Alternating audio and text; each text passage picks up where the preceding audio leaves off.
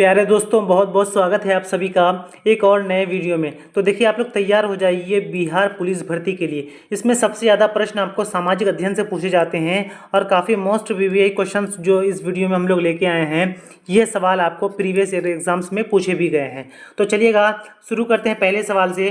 पहला सवाल क्या है कि सांभर झील किस राज्य में स्थित है? गुजरात, राजस्थान, महाराष्ट्र या उत्तर प्रदेश? तो देखिए, सांभर झील कहाँ है? तो सांभर झील राजस्थान में स्थित है। ऑप्शन बी इसका करेक्ट आंसर हो जाएगा। ठीक है, राजस्थान में है। वहीं महाराष्ट्र की अगर बात करें तो महाराष्ट्र में कौन सा झील है? तो लोनार झील है। कैसा, कौन सा झील है? लोनार झील है, ये महाराष्ट्र में है। ठीक है, यह एक प्रकार का क्रेटर झील है। कैसा झील है? क्रेटर झील है। ये भी आपको ध्यान रखना है। आगे बढ़ते हैं। दूसरा सवाल है प्यारे साथियों, क्या है कि NH44 किसको जोड़ती है? दिल्ली से मुंबई, कोलकाता से चेन्नई, श्रीनगर से कन्याकुमारी या अमृतसर से कोलकाता? तो देखिए, आपको बता दें कि भारत का जो सबसे लंबा राष्ट्रीय राजमार्ग है यानी नेशनल हाईवे है वो है NH44। ठीक है, ये भारत का सबसे लंबा राष्ट्रीय राजमार्ग है। इसकी लंबाई कहाँ से कहाँ तक है? तो यह श्रीनगर से कन्याकुमारी तक फैली हुई है। सी ऑप्शन इसका करेक्ट आंसर हो जाएगा। ठीक है, काफ़ी ज़्यादा लंबा है, इसलिए ये श्रीनगर से लेकर के कन्याकुमारी तक को जोड़ती है। ध्यान रखेंगे। आगे बढ़ते हैं। तीसरा सवाल है, तो देखिएगा अगला सवाल क्या है कि विश्व जनसंख्या दिवस कब मनाया जाता है? 15 अगस्त, 11 जुलाई, 26 जनवरी या 2 अक्टूबर? तो देखिए, विश्व जनसंख्या दिवस कब मनाया जाता है? तो 11 जुलाई को मनाया जाता है। ऑप्शन बी इसका करेक्ट आंसर हो जाएगा। 11 जुलाई को जनसंख्या दिवस मनाया जाता है। आगे बढ़ते हैं। चौथा सवाल है, दलाई लामा भारत कब आए थे? आपको बता दें कि दलाई लामा जो है काफ़ी ज़्यादा फेमस पर्सन है। यह तिब्बत के थे। कहाँ के थे? तिब्बत के थे। और इन्होंने जब तिब्बत के साथ जब चीन का युद्ध हुआ था तब वह उस समय भारत आ गए थे। ठीक है, कब आए थे? तो 1959 ईस्वी में आए थे। ध्यान रखेंगे। ऑप्शन सी इसका करेक्ट आंसर हो जाएगा। 1959 हो जाएगा। आगे देख लेते हैं। अगला सवाल है 5 नंबर में कि सबसे कम महिला साक्षरता वाला राज्य कौन है? बिहार, राजस्थान, उत्तर प्रदेश या झारखंड? तो सबसे कम महिला साक्षरता वाला राज्य है बिहार। ऑप्शन ए इसका करेक्ट आंसर हो जाएगा। बिहार की जो महिला साक्षरता दर है वो है 51.5%। ठीक है, और अगर बात करते हैं सबसे कम साक्षरता वाला राज्य भी बिहार है। यहाँ पे पुरुष साक्षरता और महिला साक्षरता दोनों ही कम पाया जाता है। वहीं बात कर लेते हैं कि सबसे अधिक महिला साक्षरता वाला राज्य कौन सा है? तो सबसे अधिक महिला साक्षरता वाला राज्य है केरल। कौन सा है? केरल है। आप इस बात को ध्यान रखेंगे। आगे बढ़ते हैं। अगला सवाल है 6 नंबर में कि सबसे ज़्यादा गरीब राज्य कौन है? उत्तर प्रदेश, बिहार, झारखंड या उड़ीसा? तो आप लोग इस बात से बिल्कुल भी वाकिफ़ होंगे कि सबसे ज़्यादा गरीब राज्य कौन सा है? तो बिहार है। अपना बिहार ही सबसे ज़्यादा गरीब है। ठीक है, ऑप्शन 20 का करेक्ट आंसर हो जाएगा। आप लोग इतनी तैयारी कीजिए, इतनी आप लोग देश की सेवा में लग जाइए, अपने राज्य की सेवा में लग जाइए कि अब आपका जो राज्य है, हमारा जो राज्य है बिहार, यह आगे बढ़ कर के गरीब राज्यों की श्रेणी से हट जाए। ठीक है, ध्यान रखेंगे गाइज। तो दोस्तों, अगले सवाल में चलते हैं। अगला सवाल है 7 नंबर में, इनमें से कौन कालिदास द्वारा लिखित रचना नहीं है? देखिए, ये पुस्तकें हैं तो बोला गया है कि कालिदास द्वारा रचना नहीं है। देखिए, अभिज्ञान शाकुंतलम ये जो पुस्तक है ये कालिदास ने ही लिखी है। रघुवंश ये भी कालिदास की पुस्तक है। मेघदूत कालिदास ने ही लिखा है। गीता, बिल्कुल यही सही आंसर हो जाएगा। ऑप्शन डी हो जाएगा। यह कालिदास का पुस्तक नहीं है। गीता को किसने लिखा था? तो गीता को वेद व्यास ने लिखा था। किसने लिखा था? वेद व्यास ने इसकी रचना करी थी। ये बात आप ध्यान रखेंगे। वहीं अगर आपको पूछ ले कि रामायण की रचना किसने किया था? तो वाल्मीकि जी ने किया था। किसने? वाल्मीकि जी ने रामायण की रचना की थी। इस बात को भी आप ध्यान रखेंगे। आगे बढ़ते हैं। 8 नंबर सवाल में है कि भीमराव अंबेडकर का जन्म कब हुआ था? 14 अप्रैल 1891, 15 अगस्त 1901, 1 जनवरी 1889 या 26 जनवरी 1902? तो आप लोगों को भी पता होगा कि भीमराव अंबेडकर यानी 14 अप्रैल को हर साल क्या मनाया जाता है? तो अंबेडकर जयंती मनाया जाता है। यानी भीमराव अंबेडकर का जो जन्म हुआ था वो 14 अप्रैल 1891 ईस्वी में हुआ था। कहाँ हुआ था? आप लोग कमेंट बॉक्स में बताएंगे कि भीमराव अंबेडकर का जन्म कहाँ हुआ था, आप लोग बताएंगे। ठीक है, चलिए आगे बढ़ते हैं अगले सवाल में।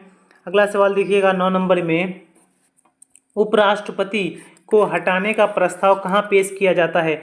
लोकसभा में, राज्यसभा में, सुप्रीम कोर्ट में या संसद के संयुक्त सत्र में? तो देखिए, लोकसभा को हटाना क्या कहलाता है? महाभियोग कहलाता है। क्या कहलाता है?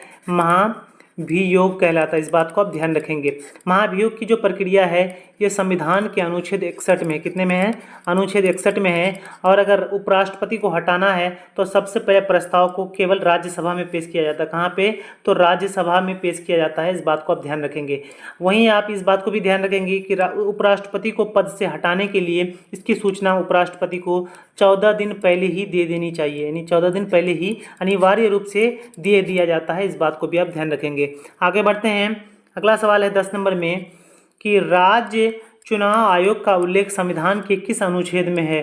अनुच्छेद 123, 243, 356 या 370? तो देखिए, राज्य चुनाव आयोग का जिक्र किस में है? तो संविधान के अनुच्छेद 243 के में। किस में है? 243 के में है। इस बात को आप ध्यान रखेंगे। 243 का के में राज्य चुनाव आयोग का जिक्र किया गया है। आगे देख लेते हैं। 11वां सवाल है, प्रथम चुनाव आयुक्त कौन थे? सुकुमार सेन, TN शेषन, MS गिल या N गोपाल स्वामी? तो देखिए, प्रथम चुनाव आयुक्त कौन थे? सुकुमार सेन थे। ऑप्शन ए इसका करेक्ट आंसर हो जाएगा। चलिए आगे देख लेते हैं। अगला सवाल है 12 नंबर में, यूनेस्को का मुख्यालय कहाँ है? न्यूयॉर्क, पेरिस, जिनेवा या लंदन? तो यूनेस्को का मुख्यालय कहाँ है? यह पेरिस में है। कहाँ पे है? फ्रांस की राजधानी पेरिस में है। वहीं आप लोग बताइएगा कि भारत में कितने ऐसे स्थल हैं जो यूनेस्को की विश्व धरोहर सूची में शामिल हैं। ये आप लोग कमेंट बॉक्स में बताइए कि भारत के कितने ऐसे स्थल हैं जो यूनेस्को के विश्व धरोहर में शामिल हैं। आगे बढ़ लेते हैं। अगला सवाल है 13 नंबर में कि मेक इन इंडिया की शुरुआत कब हुई थी? 15 अगस्त 2014, 2 अक्टूबर 2014 या 25 सितंबर 2014 या 14 नवंबर 2014? तो देखिए, मेक इन इंडिया की शुरुआत कब हुई थी? नरेंद्र मोदी के काल में। किसके काल में? नरेंद्र मोदी की जब सरकार आई थी तभी इसकी शुरुआत हुई थी, मेक इन इंडिया की शुरुआत। और इसकी शुरुआत हुई थी 25 सितंबर 2014 से, यानी ऑप्शन सी इसका करेक्ट आंसर हो जाएगा। 25 सितंबर 2014 हो जाएगा। ध्यान रखेंगे। आगे बढ़ते हैं। अगला सवाल है कि समान नागरिक संहिता का उल्लेख भारतीय संविधान के किस अनुच्छेद में है? अनुच्छेद 14, अनुच्छेद 21, अनुच्छेद 44 या अनुच्छेद 356? तो देखिए, समान नागरिक संहिता को क्या कहा जाता है? UCC यानी यूनिफॉर्म सिविल कोड। और इसका जिक्र संविधान के अनुच्छेद 44 में है, यानी ऑप्शन सी इसका करेक्ट आंसर हो जाएगा। अनुच्छेद 44 में हो जाएगा। वहीं अगर आपको पूछ ले कि समान नागरिक संहिता को लागू करने वाला भारत का प्रथम राज्य कौन सा है, तो प्रथम राज्य कौन सा है? उत्तराखंड है। कौन सा है? उत्तराखंड हो जाएगा। इस बात को भी आप ध्यान रखेंगे। चलिए आगे बढ़ते हैं। 15 नंबर सवाल है, 1942 में हजारीबाग जेल से कौन भागा था? सुभाष चंद्र बोस, भगत सिंह, जयप्रकाश नारायण या चंद्रशेखर आज़ाद? तो देखिए, इनमें आप जो देख रहे हैं, भगत सिंह इनकी मृत्यु तो बहुत पहले ही हो गई थी। उसी तरह से चंद्रशेखर आज़ाद की भी हो गई थी। ये भी नहीं होगा। तो इसका सही आंसर क्या हो जाएगा? ऑप्शन सी हो जाएगा, जयप्रकाश नारायण हो जाएगा। इन्होंने 1942 में हजारीबाग जेल से भाग गया था। जयप्रकाश नारायण को लोकनायक कहा जाता है। क्या कहा जाता है? लोकनायक कहा जाता है। इन्होंने 1974 ईस्वी में हुए बिहार के छात्र आंदोलन का नेतृत्व किया था। इस बात को भी आप ध्यान रखेंगे। आगे बढ़ते हैं। 16वां सवाल है, विश्व का सबसे बड़ा पशु मेला कौन सा है? चलिए, बहुत बढ़िया सवाल है और काफ़ी ज़्यादा आसान भी है। आप लोग जानते ही होंगे बखूबी कि भारत का सबसे बड़ा पशु मेला कौन सा है, तो सोनपुर मेला है। ऑप्शन सी इसका करेक्ट आंसर हो जाएगा। ध्यान रखेंगे। आगे बढ़ते हैं। 17 नंबर सवाल है, भीम बांध अभ्यारण्य किस जिला में है?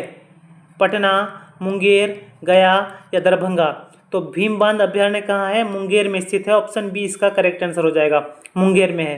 वहीं अगर गया की बात करें तो गया में गौतम बुद्ध अभ्यारण्य है। कौन सा है? गौतम बुद्ध अभ्यारण्य है गया में। वहीं भारत में केवल एक राष्ट्रीय क्या है? राष्ट्रीय पार्क है, यानी नेशनल पार्क जिसे कहते हैं, राष्ट्रीय उद्यान। ये बिहार में केवल एक राष्ट्रीय उद्यान है। वो कौन सा है? तो वाल्मीकि राष्ट्रीय उद्यान है। कौन सा है? वाल्मीकि राष्ट्रीय उद्यान है बिहार में।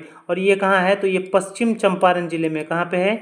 पश्चिम चंपारण जिले में है। इस बात को भी आप ध्यान रखेंगे। आगे देख लेते हैं। 18वां सवाल है कि 1975 के आपातकाल के दौरान बिहार का राज्यपाल कौन था? रामचंद्र धोंडिबा, भंडारे, जगन्नाथ मिश्रा, सत्येंद्र नारायण सिन्हा या महामाया प्रसाद। तो देखिए 1975 में बिहार में राष्ट्रीय आपातकाल लागू किया गया था और इसी टाइम में बिहार का राज्यपाल कौन थे? रामचंद्र रामचंद्र धोंडिबा भंडारे उस समय बिहार के राज्यपाल थे। ऑप्शन ए इसका करेक्ट आंसर हो जाएगा। आगे देख लेते हैं। 19वां सवाल में है कि बिहार का सबसे अधिक जनसंख्या घनत्व वाला जिला कौन सा है? पटना, गया, शिवहर या नालंदा। तो सबसे अधिक जनसंख्या घनत्व बिहार में किस जिले में है? तो शिवहर जिले में है। ऑप्शन सी इसका करेक्ट आंसर हो जाएगा। शिवहर जो जिला है ये बिहार का सबसे छोटा जिला है। क्या है? सबसे छोटा जिला है बिहार का और यहाँ पे सबसे अधिक जनसंख्या घनत्व पाया जाता है। कितना? तो 1880 व्यक्ति प्रति वर्ग किलोमीटर की दर से यहाँ पे जनसंख्या घनत्व पाया जाता है।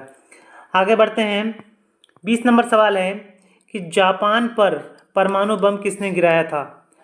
रूस, ब्रिटेन, चीन या अमेरिका। तो देखिए जापान में कब बम गिराया गया था? तो द्वितीय विश्व युद्ध के दौरान। कब? द्वितीय विश्व युद्ध के दौरान इसमें परमाणु बम गिराया गया था। 2 परमाणु बम गिराए गए थे। कितने?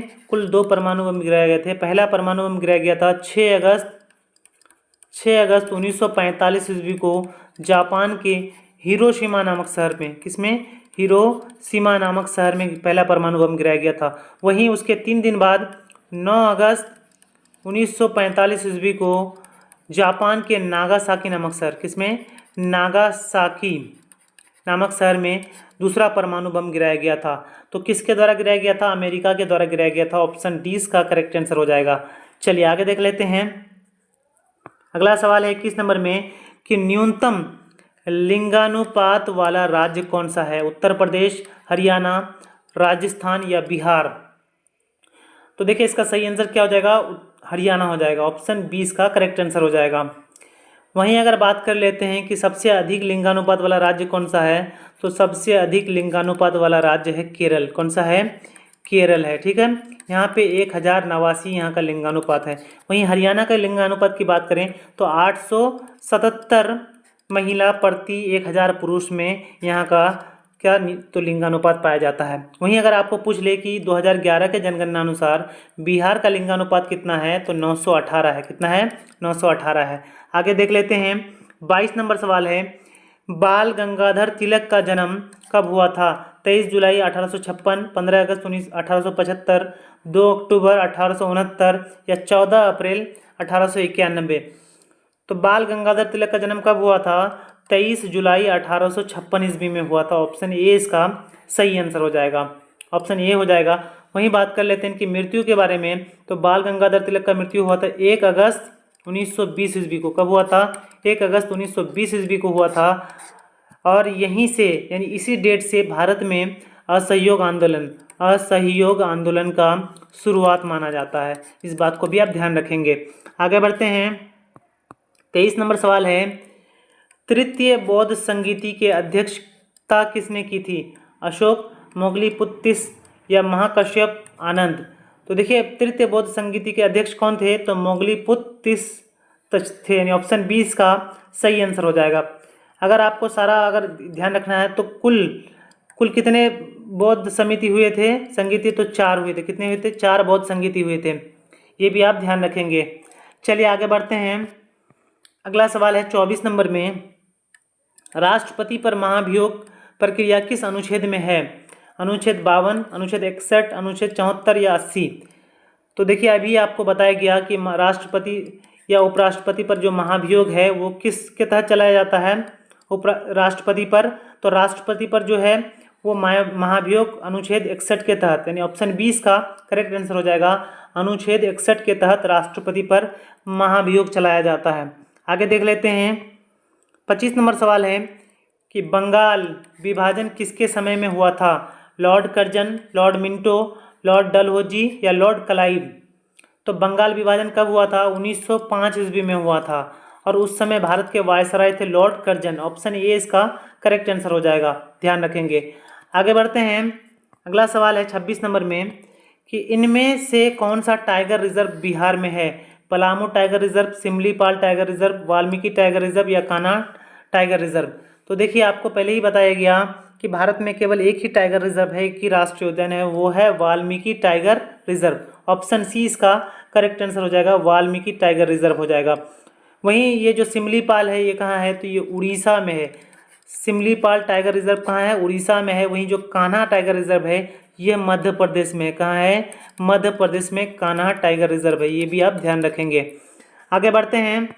27वां सवाल है कि इनमें से कौन सा बिहार का जिला है जो नेपाल के साथ सीमा साझा नहीं करता है।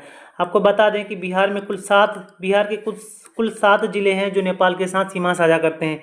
पहला है पश्चिम चंपारण, कौन सा चंपारण, पश्चिम चंपारण, पूर्वी चंपारण, उसके बाद सीतामढ़ी, क्या है, सीतामढ़ी, मधुबनी, सुपौल, क्या है, सुपौल, उसके बाद आता है अररिया, और लास्ट में क्या आता है अपना, किशनगंज, क्या आता है, किशनगंज।